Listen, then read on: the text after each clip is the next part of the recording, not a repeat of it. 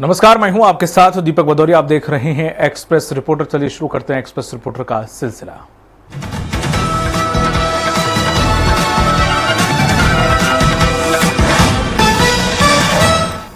कटनी जिले के बड़वारा विकासखंड क्षेत्र में ग्रीष्मकाल उड़द और मूंग के बीज का वितरण न होने से करीब 8,000 से अधिक किसान फसल से हुए वंचित। कटनी जिले के बड़वारा विकासखंड क्षेत्र के किसान इस वर्ष ग्रीष्मकालीन मूंग और उड़द की फसल को लेकर गहरी चिंता में है। पिछले साल की तुलना में इस बार किसानों ने इन फसलों में कम रुचि दिखाई है, जिसका मुख्य कारण बड़वारा कृषि कार्यालय में मूंग और उड़द के बीज की अनुपलब्धता है। किसानों का कहना है कि हर साल उन्हें कृषि कार्यालय से पर्याप्त मात्रा में बीज मिल जाता था, जिससे वे समय और बेहतर तरीके से खेती कर पाते थे। हालांकि इस बार कृषि विभाग द्वारा किसी भी किसान को बीज का वितरण नहीं किया गया है। इस समस्या से जूझ रहे पुरुषोत्तम विश्वकर्मा किसान ने अपनी व्यथा बताते हुए कहा, हर साल हम कृषि कार्यालय से बीज लेकर समय पर मूंग और उड़द की बुआई कर लेते थे। इससे अच्छी पैदावार होती थी, लेकिन इस बार हमें बीज ही नहीं मिला। मजबूरन कुछ किसानों ने बाजार से मनमाने दाम पर बीज खरीद कर बुआई की है, लेकिन अधिकांश किसान बीज न मिलने के कारण खेती करने से पीछे हट गए हैं। वीरेंद्र सिंह किसान ने बताया कि कृषि विभाग से बीज वितरण न होने के कारण बीज पर आश्रित किसानों को भारी नुकसान हुआ है। कई किसानों ने तो इस बार मूंग और उड़द की खेती करने का इरादा ही तर्क कर दिया है। किसानों ने आरोप लगाया है कि बड़वारा विकासखंड कृषि कार्यालय पर 16,528 किसान निर्भर है, जिनमें से करीब 8,000 किसान ग्रीष्मकालीन उड़द और मूंग की खेती करते हैं।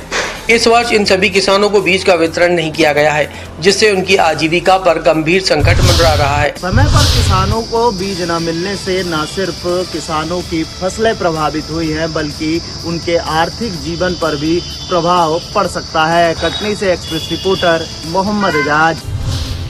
इंदौर के एरोड्रम थाना क्षेत्र में बुजुर्ग व्यापारी से 6 लाख की लूट करने वाले 3 शातिर आरोपियों को एरोड्रम पुलिस द्वारा गिरफ्तार किया गया है। फरियादी बाबूलाल गोयल पिता मोहनलाल गोयल ने एरोड्रम पुलिस को शिकायत की थी कि बर्तन बाजार में उनकी दुकान से अपनी एक्टिवा गाड़ी से अपने घर द्वारकाधीश कॉलोनी जा रहा था। तभी रोकड़िया हनुमान मंदिर के पास वाले शिव मंदिर से थोड़ी दूर पर रात 8 बजे पहुंचा था ही तभी पीछे से एक सफेद कलर की एक्टिवा में 3 लड़के मुंह पर कपड़ा बांधे आए और मेरी एक्टिवा के सामने अड़ा दी और मेरी कॉलर पकड़कर खींचने लगे और मेरे साथ मारपीट करने लगे, जिसमें मेरी बाईं आंख व दाहिने आंख की कोहनी पर चोट लगी थी। तभी उनमें से एक लड़के ने मुझे धक्का दिया और अपनी एक्टिवा से गिर गया था। वहीं दूसरे लड़के द्वारा मेरी एक्टिवा को लेकर भागा और 2 लड़के अपनी एक्टिवा से भाग गए। मेरी एक्टिवा में 6 लाख रुपए से अधिक डिक्की में रखे हुए थे। पुलिस द्वारा फरियादी की शिकायत के तुरंत बाद एक टीम गठित कर घटना स्थल के आसपास के लगभग 150 सीसीटीवी कैमरे खंगाले गए, जहां सीसीटीवी फुटेज के आधार पर अज्ञात आरोपियों के बारे में जानकारी मिली और उन्हें हिरासत में लिया गया। पुलिस द्वारा पूछताछ करने पर उन्होंने अपना नाम पवन, लाला सोने और अखिलेश उरिया होना बताया है। आरोपियों के कब्जे से लूटे हुए 6 लाख रुपए व एक्टिवा एरोड्रम पुलिस द्वारा जब्त कर ली गई है। फिलहाल एरोड्रम पुलिस द्वारा तीनों ही आरोपियों से अन्य वारदातों के बारे में भी पूछताछ की जा रही है, जिसमें अन्य वारदातों की भी खुलासे पुलिस द्वारा किए जा सकते हैं।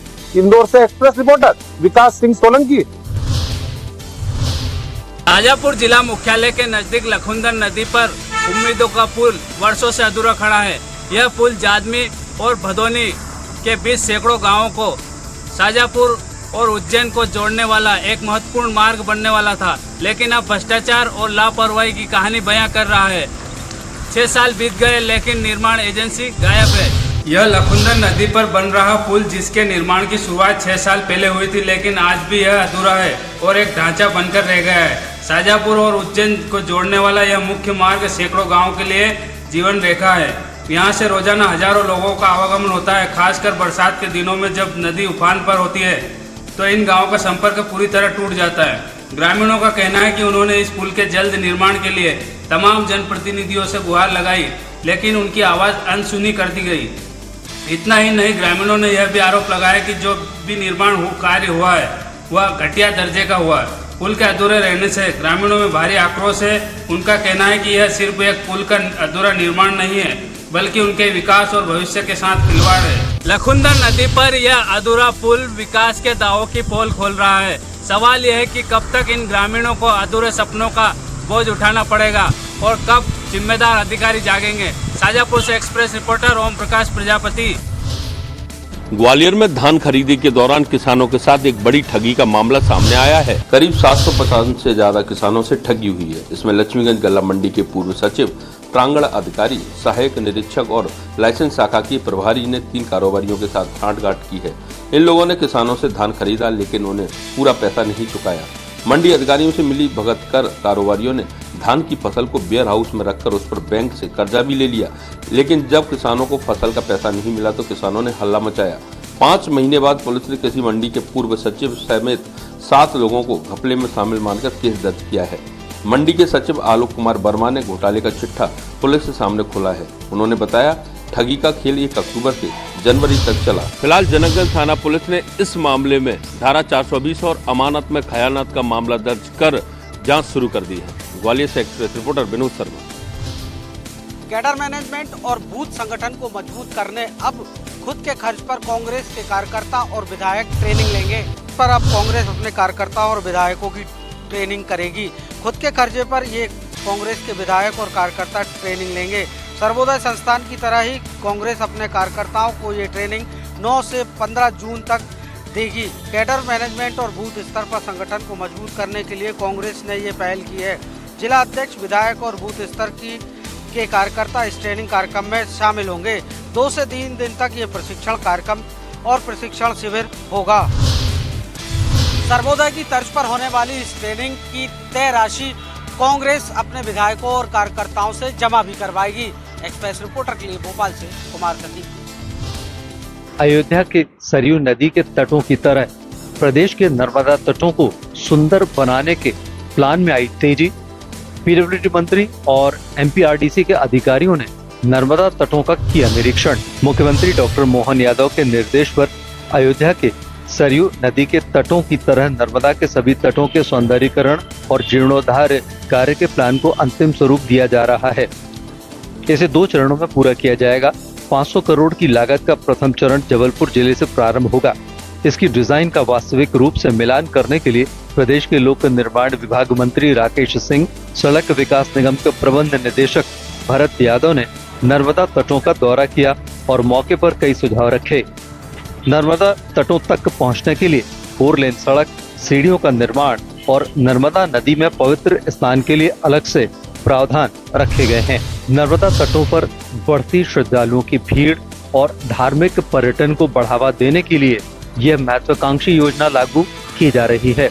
आने वाले दिनों में इसका बहुत ज्यादा फायदा मिलेगा। Arvind Dubey, access reporter, Jabalpur.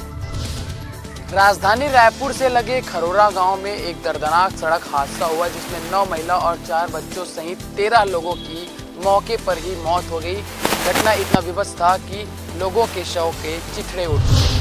रायपुर से लगे बंगोली गांव में एक बड़ा सड़क हादसा हुआ। स्वराज माजदा में सवार 50 से अधिक लोग एक छठी कार्यक्रम से लौट रहे थे।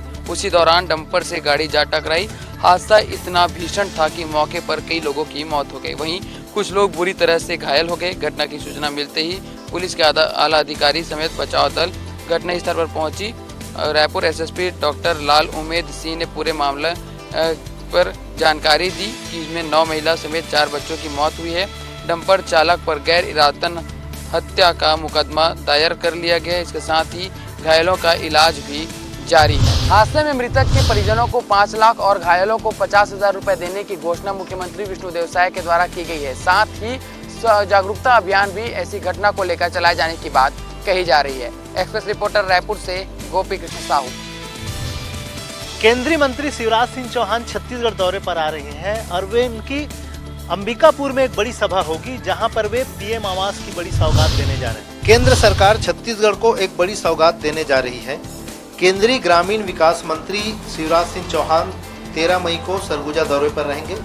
इस दौरान वह छत्तीसगढ़ को 3.5 लाख नए आवास देंगे। इसे लेकर सियासी बयानबाजी भी तेज हो गई है। पूर्व कैबिनेट मंत्री डॉक्टर शिव कुमार डहरिया का कहना है कि केंद्रीय मंत्री शिवराज सिंह जी का स्वागत है, छत्तीसगढ़ का कुछ भला करके जाए, कुछ बेहतर हो जाए, केवल कागजी कार्रवाई न हो। पीएम आवास के जो हितग्राही है उनका काम ही नहीं हो पा रहा है। कितने आवास चालू हुए हैं वह तो सरकार बताए। वही पीएम आवास को लेकर कांग्रेस की बयानबाजी पर पलटवार करते हुए डिप्टी सीएम अरुण साव का कहना है कि 11 लाख हितग्राहियों को ठगने वाले कांग्रेस को पीएम आवास पर बात करने का अधिकार ही नहीं है। रायपुर से एक्सप्रेस रिपोर्टर दिलीप साहू।